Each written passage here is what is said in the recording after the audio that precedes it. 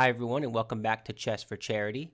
In this video, I'm going to show you a really cool checkmate in 2 problem that is rather challenging. So I'd recommend you sit back and try to find the answer here. It's white to move and checkmate in exactly 2 moves. While you're considering the solution here, let me quickly encourage you to subscribe. Half the income I earn in this channel goes directly to charity, so every liking, every subscribing helps us out so much. Okay, let's get to the solution here. The black king is cornered on h1 right now, so you would love to just give check to this king. It'd be pretty much a win from there. So you have to figure out, how do I set that up? And if you're like me, the first thing I thought was, I'd love to move this king to d2. I can't at the moment because this knight is seeing this square, but maybe that's the ideal. So I was thinking about how to make that happen. Rook takes b1 is an option because it removes the defender of this square.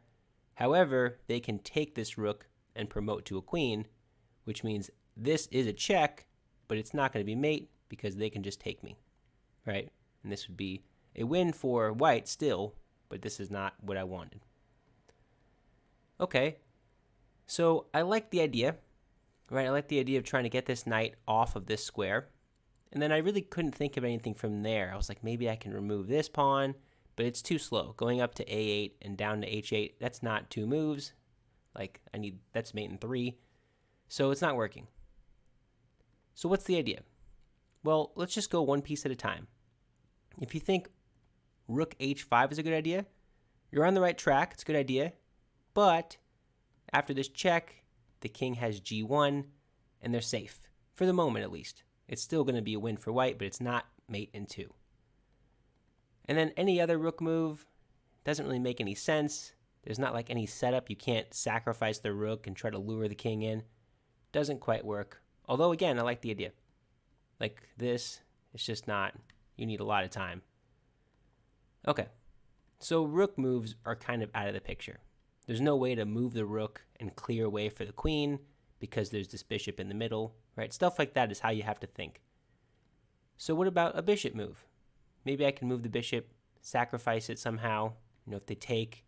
But even then, it's just not enough because they can move back.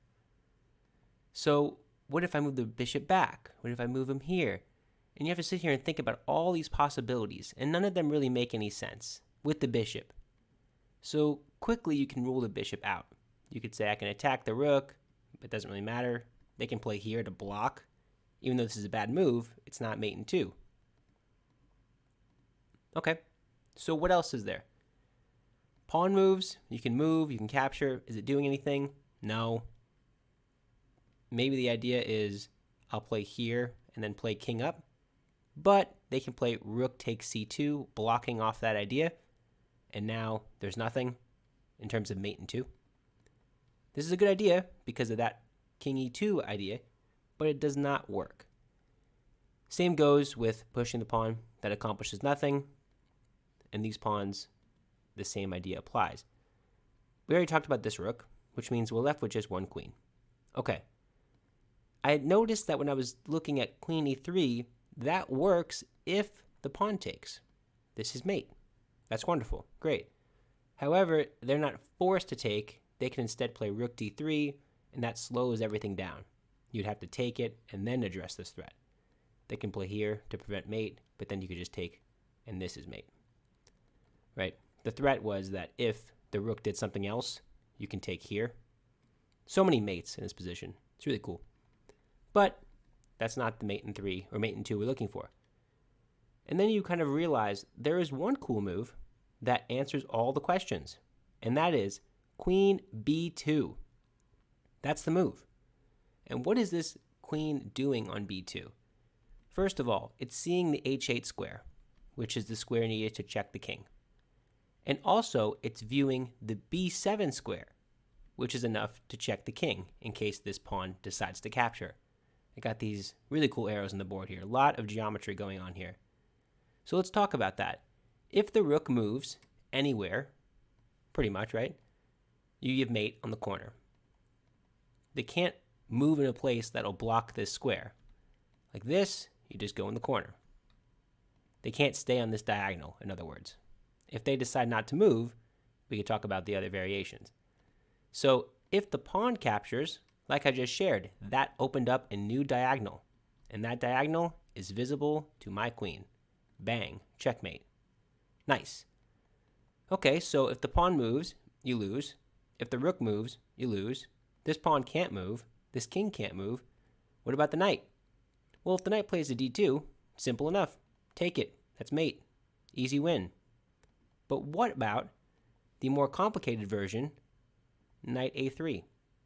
This is almost a puzzle on its own. If you play king d2, again, good idea, but this check can now be blocked with a counter check from the from the black knight. So that's not it.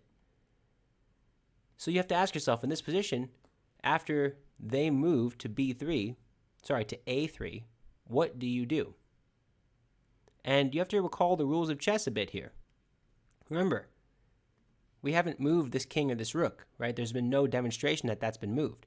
So castling might be possible.